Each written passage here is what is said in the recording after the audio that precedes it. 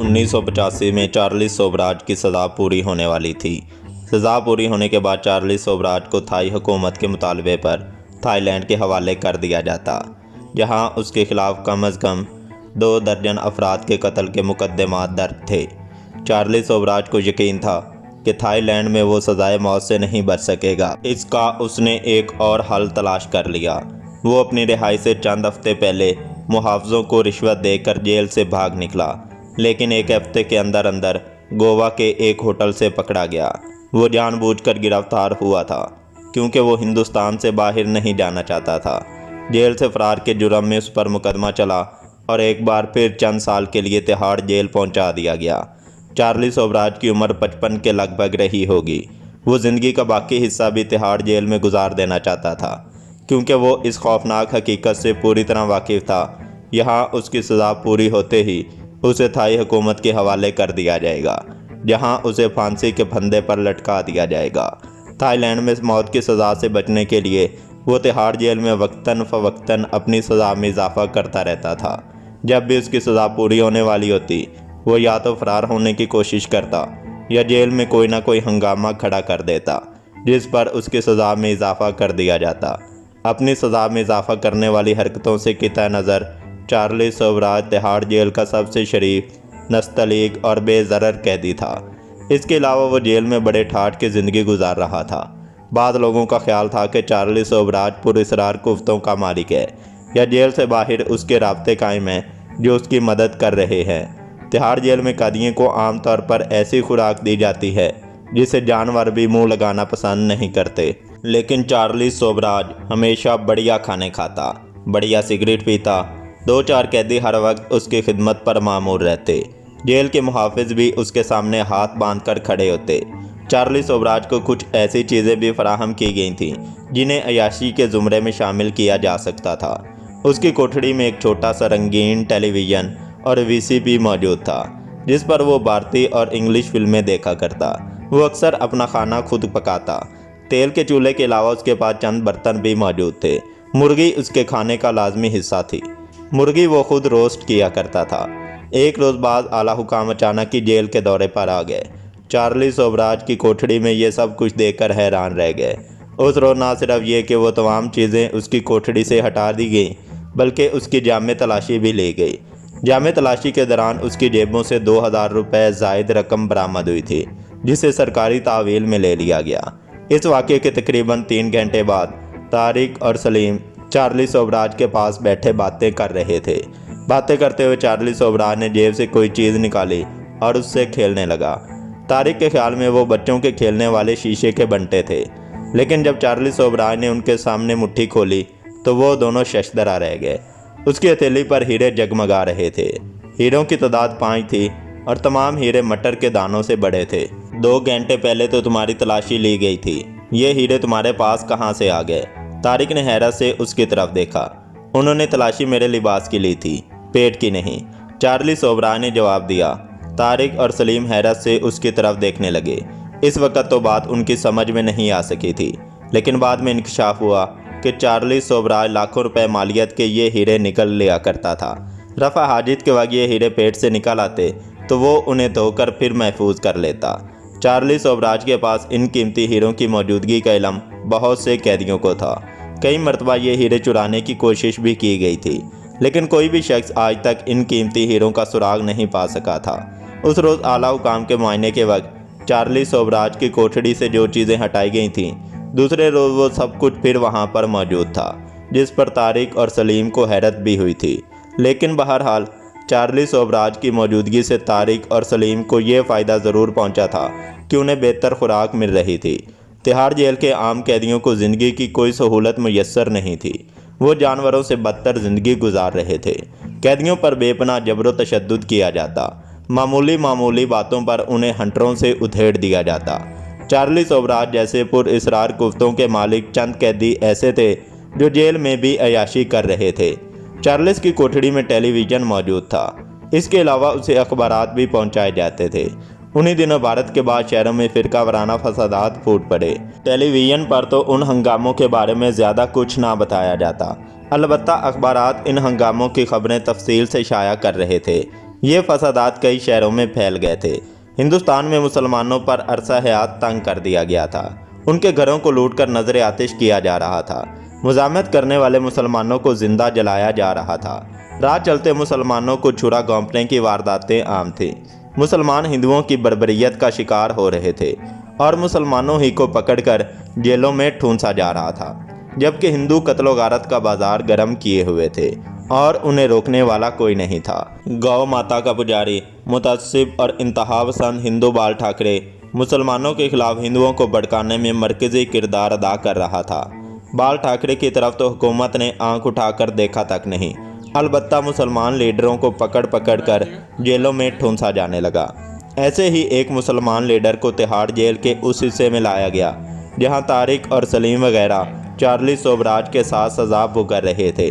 ज़हूर कादरी भारतीय हुकूमत के रवैये के खिलाफ मुसलमानों के एहतजाजी जुलूस की क़यादत कर रहा था। ये जुलूस दरियागंज की एक जामिया मस्जिद से शुरू हुआ था और शहर के मुख्तलिफ इलाकों से होता हुआ राष्ट्रपति भवन तक चला गया था। इस जुलूस में तकरीबन 1,500 मुसलमान शामिल थे, जिनमें नौजवान भी थे और बूढ़े भी।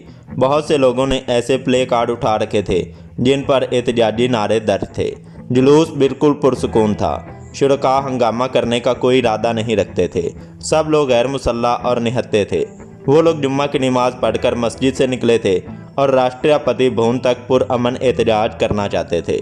लेकिन ये जुलूस जैसे ही फिरोज़ाबाद के एक चौराहे पर पहुंचा, अचानक एक तरफ से जय बजरंग बली का शोर बुलंद हुआ और हज़ारों मुसल्ला हिंदू निहत्ते मुसलमानों पर टूट पड़े।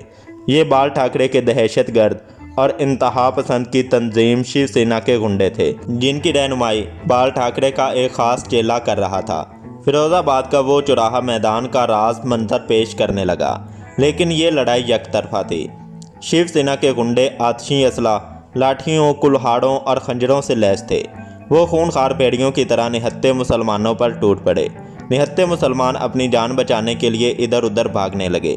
हिंदुओं ने उस इलाके में मुसलमानों की दुकानों को आग भी लगा दी थी और वो भागते हुए मुसलमानों को उठा उठाकर आग में फेंक रहे थे। उन्हें गोलियों से भूना जा रहा था और उन्हें छुरे घोंपे जा रहे थे। तकरीबन 1 घंटे तक ये कश्तो खून जारी रहा। पुलिस के आने पर हिंदू गुंडे भाग निकले। इस हंगामे में 11 बेगुनाह मुसलमान शहीद और 20 जख्मी हुए थे। पुलिस ने आने में बड़ी ही तेज़ी से कार्रवाई शुरू कर दी और कार्रवाई ये थी कि दर्जनों मुसलमानों को बलवे के इल्ज़ाम में गिरफ्तार कर लिया गया। गिरफ्तार होने वाले मुसलमानों के जुलूस की रहनुमाई करने वाला ज़हूर कादरी भी था, जिसकी उम्र 55 से ऊपर ही थी।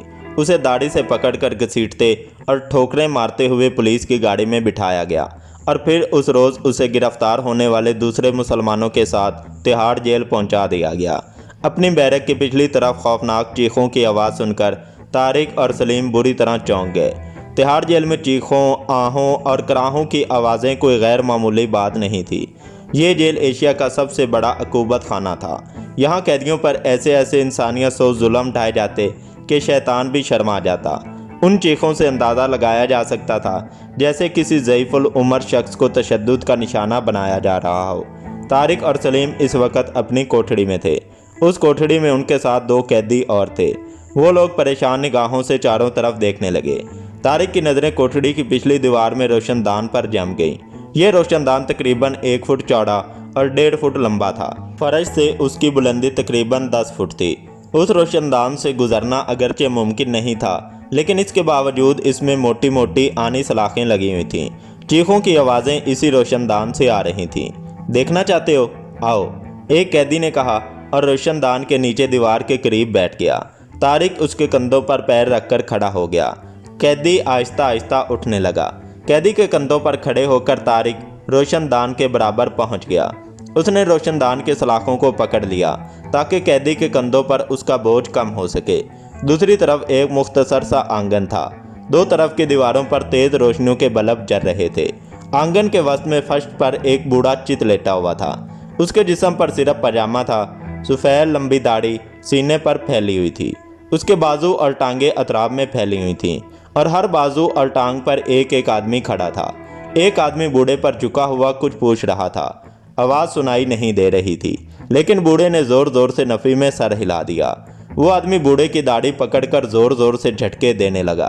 बूढ़े के मुंह से चीखें निकलने लगीं। उस शख्स ने दाढ़ी को जोरदार झटका देकर छोड़ दिया और अपने करीब खड़े हुए एक आदमी से कुछ कहा। वो दूसरा शख्स दीवार की तरफ चला गया जहां एक स्विच बोर्ड लगा हुआ था। करीब ही फर्श पर बिजली की तार का एक बहुत बड़ा गुच्छा पड़ा हुआ था। उस शख्स ने प्लग सॉकेट में लगा दिया और स्विच ऑन करके तार को दूसरे सिरे से पकड़कर बूढ़े के करीब आ गया। पहले शख्स ने बूढ़े से कुछ पूछा। बूढ़े ने इस मर्तबा भी नफ़ी में सर हिला दिया। उस शख्स का इशारा पाकर बूढ़े की टांगों पर खड़े होकर दोनों आदमी उतर आए और उन्होंने बूढ़े का पजामा पकड़कर खींच लिया। अब बूढ़ा बिल्कुल बरहना हो चुका था। दोनों आदमी फिर उसकी टांगों पर खड़े हो गए। बूढ़े के बाजुओं और टांगों पर खड़े हुए 4 आदमियों के पैरों में रबर सिवल के जूते थे। उस शख्स ने तार का नंगा सिरा करीब पड़ी हुई हथौड़ी से लगाया। चिंगारियां फूट पड़ी। उसके कुछ पूछने पर बूढ़े ने एक बार फिर सर हिला दिया तो उस शख्स ने बिजली की तार का नंगा सिरा बूढ़े के बरना जिस्म के नाजुक तरीन हिस्से से लगा दिया। बूढ़े के मुंह से खौफनाक फलक शगाफ चीख निकली। वो इस तरह तड़पा के उसके जिस्म पर खड़े हुए चारों आदमी लुढ़क गए। बूढ़ा पुख्ता फर्श पर माही बेआब की तरह तड़प रहा था। उसकी चीखों से शायद आसमान भी कांप उठा हो, लेकिन उन दरिंदों पर कोई असर नहीं हुआ। तारिक नीचे उतर आया। एक बूढ़े पर बर्बरियत का ये मुजाहरा देखकर उसकी रूह तक कांप उठी थी। बूढ़े की चीखें उसके बाद भी देर तक गूंजती रहीं। उस रात तारिक को ढंग से नींद भी नहीं आ सकी थी। जब भी उसकी आंख खुलती उसके जहन में बूढ़े की चीखें गूंजने लगतीं और वो बुड़बुड़ाकर उठ जाता। दूसरे दिन तारिक पर यह इंकशाफ हुआ कि वह बूढ़ा ज़हूर कादरी था जिसने मुसलमानों के पुरअमन जुलूस की क़ियादत की थी। तारिक जब चार्ली सोबराज की कोठड़ी में दाखिल हुआ तो वो दीवार से टेक लगाए बैठे अखबार पढ़ रहा था। उसके करीब ही अंग्रेज़ी का एक और अखबार भी रखा था जिसे तारिक ने उठा लिया। पहले सफ़े पर नज़र पड़ते ही वो उछल पड़ा। उसके लिए 2 खबरें काबिल तवज्जो थीं। पहली खबर ज़हूर कादरी के मुतल्लिक थी जिसमें बताया गया था कि गुज़श्ता रोज़ मुसलमानों के तशद्दुद जुलूस की क़यादत करने वाले ज़हूर कादरी को पुलिस ने हंगामे, बलवे, कत्ल, लूट मार और तोड़ फोड़ के इल्ज़ाम में गिरफ़्तार कर लिया था, लेकिन वो गुज़श्ता रात पुलिस की हिरासत से फ़रार हो गया। पुलिस ने उसे मफरूर करार दे दिया था। इस खबर के आखिर में स्टाफ प्रेस के हवाले से 2 सत्रों पर इजाफा किया गया था कि ज़हूर कादरी की लाश फ़िरोज़ाबाद के एक गंदे नाले में पड़ी हुई मिली थी। लाश पर तशद्दुद के निशानात थे और पुलिस ने यह शुबा ज़ाहिर किया था कि क़यादत के मसले पर इख्तलाफ की बिना पर ज़हूर कादरी के साथियों ने उसे कत्ल करके लाश गंदे नाले में फेंक दी थी। तारिक की रगों में खून खौल उठा था। बूढ़े ज़हूर कादरी को उसके सामने तशद्दुद का निशाना बनाया गया था और अवाम को गुमराह करने के लिए पुलिस ने उसके बारे में एक मनगढ़ंत कहानी अखबार में छपवा दी थी। दूसरी खबर कश्मीर से मुतल्लिक थी। अखबारी इतला के मुताबिक कश्मीर में मुजाहिदीन की सरगर्मियों में एक बार फिर तेज़ी आ गई थी। श्रीनगर और आसपास के इलाकों में भारतीय फ़ौज और कश्मीरी मुजाहिदीन में छोटी छोटी झड़पें रोज़ का मामूल बन चुकी थीं। कश्मीरी मुजाहिदीन की सरगर्मियों पर काबू पाने के लिए भारतीय हुकूमत ने मज़ीद फ़ौज कश्मीर भेजने का फ़ैसला किया था। तारिक के लहू की गर्दिश तेज़ हो गई। उसके दोस्त भारतीय गासिबों के ख़िलाफ़ जहाद में मसरूफ़ थे और वो 3 साल से जेल में बंद था। इस अरसे में ना तो इस पर किसी किस्म का मुकदमा चलाया गया था और ना ही कभी अदालत में पेश किया गया था। गिरफ्तारी के बाद कुछ अरसे तक तो उनसे पूछगछ होती रही और फिर गोया उन्हें बिल्कुल ही भुला दिया गया था। लेकिन भारतीय इंटेलिजेंस उसे और सलीम को भूलने वाली नहीं थी। उस रोज़ अखबार की वो खबर चौंका देने वाली थी कि कश्मीरी मुजाहिदीन ने श्रीनगर में एक मुसलमान वज़ीर की बेटी को अगवा कर लिया था। ये पहला मौका था कि कश्मीरी मुजाहिदीन ने किसी बड़ी शख्सियत पर हाथ डाला था। वज़ीर की बेटी राबिया डॉक्टर थी। कश्मीरी मुजाहिदीन उसे यरगमाल बनाकर भारतीय हुकूमत से अपने कुछ मुतालबात मनवाना चाहते थे। डॉक्टर राबिया के अगवा से एक भौचाल सा आ गया था। श्रीनगर और इसके गिरदोनवा में भारतीय फ़ौज और पुलिस की सरगर्मियां तेज़ हो गईं। घरों की तलाशी के बहाने लूट मार का बाजार गर्म हो गया। कश्मीरी मुसलमानों की तरफ से मुजामत पर उनके घरों और दीगर इमलाक को आग लगा दी जाती, उन पर गोलियों की बारिश कर दी जाती। डॉक्टर राबिया की बाजियाबी के लिए भारतीय फ़ौज और पुलिस ने कश्मीरी मुसलमानों पर जो मजालिम ढाए वो बर्बरियत और जबरो करा की एक नई दास्तान रकम कर रहे थे।